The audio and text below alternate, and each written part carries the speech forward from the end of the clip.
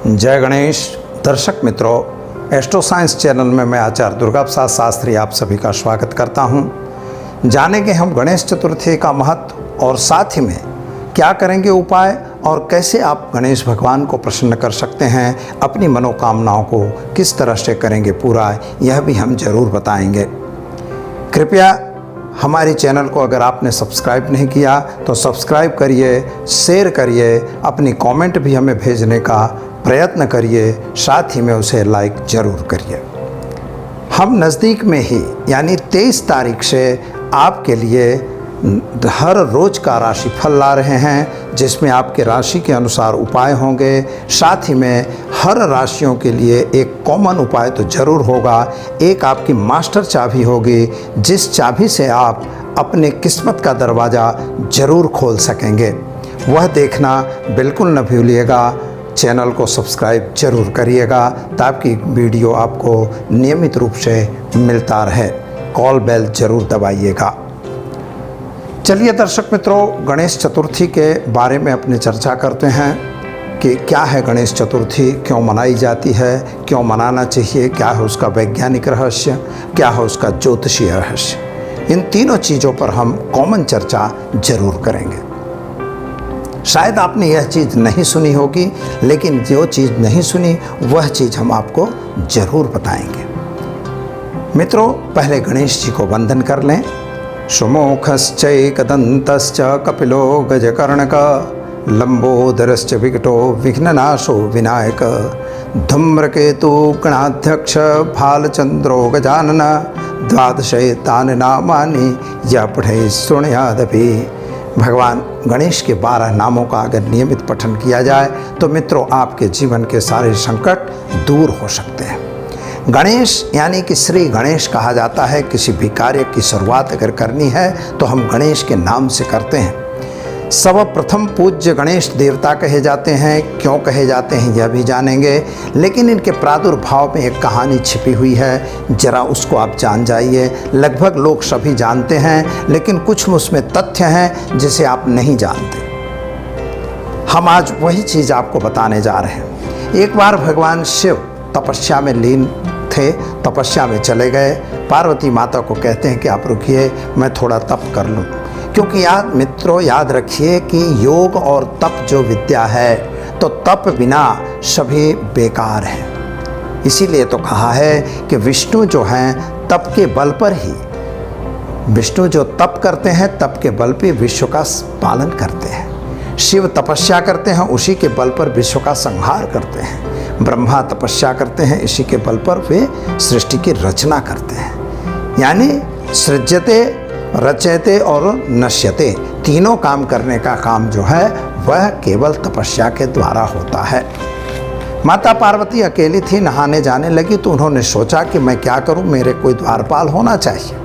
तो द्वारपाल के लिए उन्होंने क्या किया है कि मिट्टी और गोबर वगैरह पड़ा हुआ था, उससे उन्होंने एक प्रतिमा का निर्माण किया और वह प्रतिमा बना के उसकी प्राण प्रतिष्ठा कर दी। एक बच्चा तैयार हो गया और उस बच्चे को उन्होंने दरवाजे पर रख दिया। इसीलिए कुछ जगहों पे गोबर गणेश की पूजा की जाती है। तो इसके पीछे का रहस्य जो है वो ये है, माता पार्वती खुद ने बनाया था।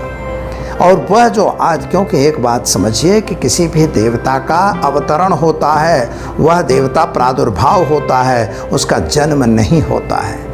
और भगवान गणेश जो हैं गणाध्यक्ष हैं और गणाध्यक्ष का जन्म नहीं हो सकता, इसलिए उन्हें माता पार्वती आदिशक्ति ने बनाया था।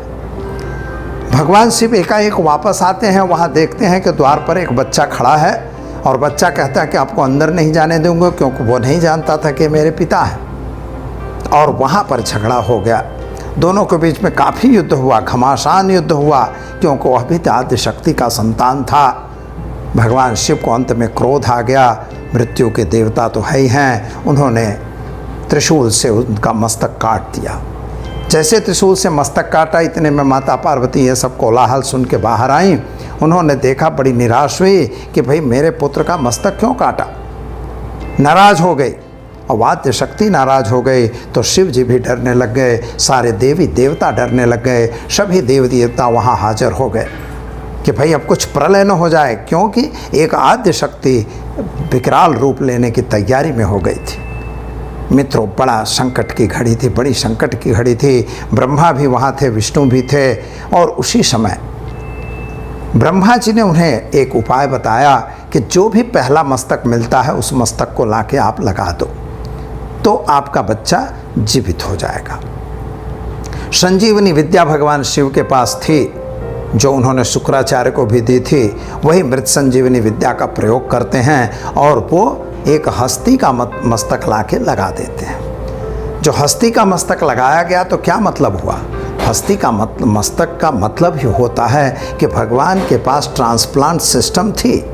उस समय ईश्वर ने इसकी योजना वहाँ बनी हुई थी, जो आजकल शायद आप मस्तक काटने के बाद जोड़ना मुश्किल होता है, लेकिन उस समय जोड़ सकते थे। मृत संजीवनी थे, मृतक बच्चे को भी जिंदा कर दिया, और यही इसका एक विज्ञान है। यह चीज कौन देख रहा था? सारे देवी देवता हाजिर थे। शनि महाराज खुद, एक जगह तो ऐसा भी आया है कि भगवान शनि जो थे वो नीचे करके मुंह देख रहे थे। शनि देवता भी वहाँ हाजिर थे, जो अपना नतमस्तक किए हुए बैठे थे, लेकिन उनको नाराज़गी हुई कि आप मेरी तरफ नहीं देख रहे हो, आपको खुशी नहीं हो रही है। ऐसी माता को हुआ, माता के मन में ऐसा आया कि मेरे संतान, मेरा बच्चा हुआ और शनि देख नहीं रहा। तो कहते हैं कि शनि महाराज ने देखा और उनके मस्तक कटने का दिन आ गया, और यह स्थिति हुई। उधर चंद्रमा देख रहा था। चंद्रमा देखते हुए उन्होंने सोचा कि हाथी का मुंह देख के चंद्रमा को हंसी आ गई।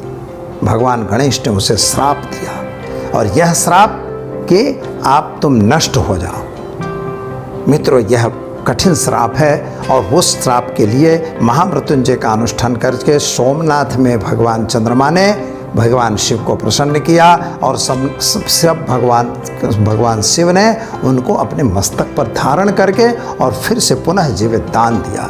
इसीलिए चंद्रमा 15 दिन घटते हैं और 15 दिन बढ़ते हैं। यह एक कहानी है। मित्रों, आप जानते हैं इस तरह से 22 अगस्त को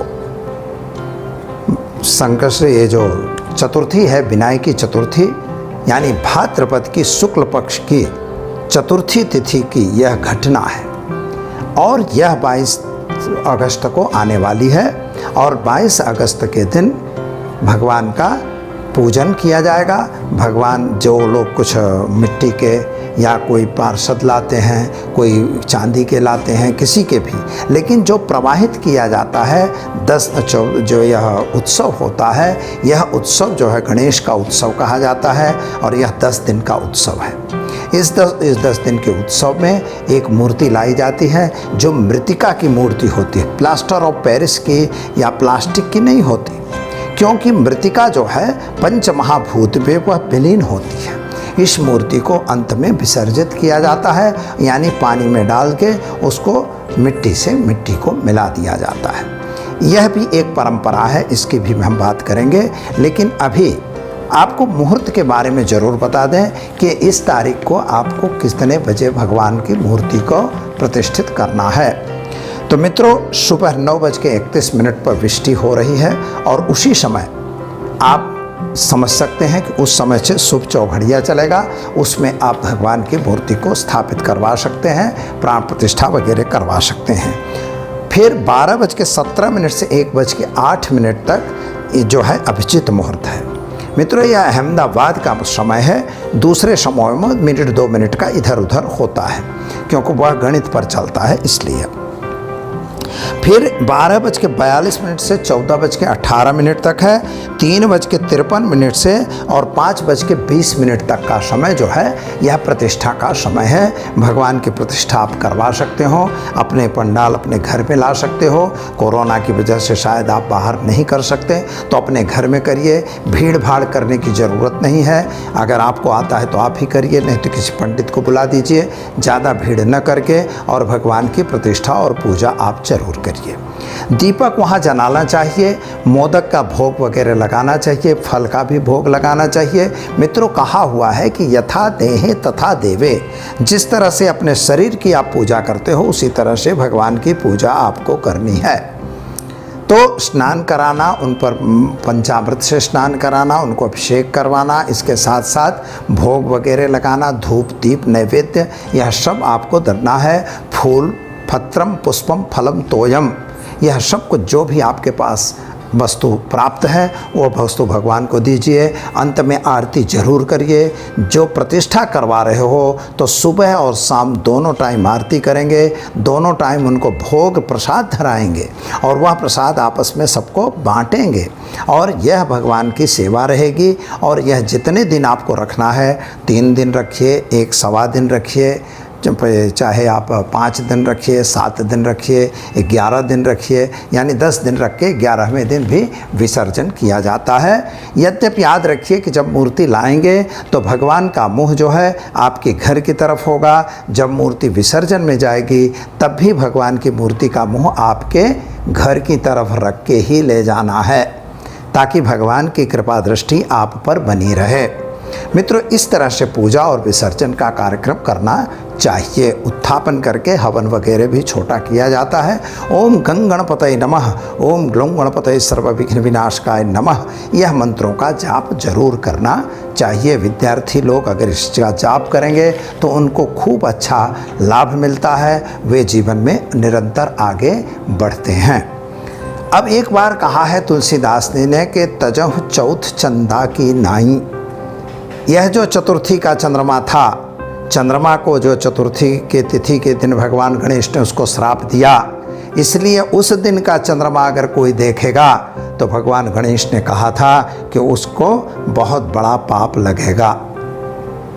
इसलिए आज भी, और भगवान तुलसीदास ने भी लिखा है, आज भी ऐसा है कि चतुर्थी के चंद्रमा को दर्शन नहीं किया जाता। वही संकष्टी चतुर्थी यानी कृष्ण पक्ष की चतुर्थी के चंद्रमा का दर्शन होता है, लेकिन मित्रों शुक्ल पक्ष की चतुर्थी के चंद्रमा का दर्शन नहीं किया जाता। क्यों? भगवान कृष्ण ने चतुर्थी के चंद्रमा का दर्शन किया था। कहा जाता है, मतलब महाभारत में यह कथा आती है कि वहाँ पर भगवान कृष्ण ने जो देखा था, इसीलिए उन पर सत्राजित ने अपनी सेमंतक मणि चुराने का आक्षेप लगाया था। यानी जो यह चंद्रमा देखता है उस पर कोई न कोई आरोप और कोई विघ्न आते हैं। इसीलिए उसको रिक्ता तिथि में गिन के उस तिथि को भी अशुद्ध गण दिया है कि उस तिथि पे आप कोई ऐसा कार्य न करें। इसीलिए चतुर्थी के चंद्रमा का त्याग किया जाता है। मित्रों, उपाय के रूप में अगर जानना चाहें तो विद्यार्थी लोग जितने भी हैं, आप बहुत सरल उपाय है। ओम गं गणपतये नमः बिल्कुल सरल मंत्र है। इस मंत्र का प्रयोग जरूर करिए और इसका नियमित 11 माला पाठ करिए। अवश्य भगवान गणेश आपको विद्या प्रदान करेंगे। कोई बहुत बड़ा विघ्न अगर आप पर आने वाला है, कोर्ट कचहरी है, कोई और तकलीफ है, तो आप जरूर ओम ग्लौं गणपतये सर्व विघ्न विनाशकाय नमः इस मंत्र का जप करिए, गुड़ घी से हवन करिए, अवश्य संकट दूर हो जाएगा। एक और छोटा सा उपाय है कि कर्ज में लोग फंसे हुए हैं, अनायास कर्ज में फंस जाते हैं। कर्ज में फंसने की वजह सबसे बड़ी यह है कि दूसरों का देखा देखी करना, लोन के चक्कर में पड़ना। तो मित्रों, इससे पहले दूर हो जाओ और साथ ही में ओम गणेश ऋणम छंदम वरिण्यम भूम नमः फट इस मंत्र का नियमित रूप से जप करिए।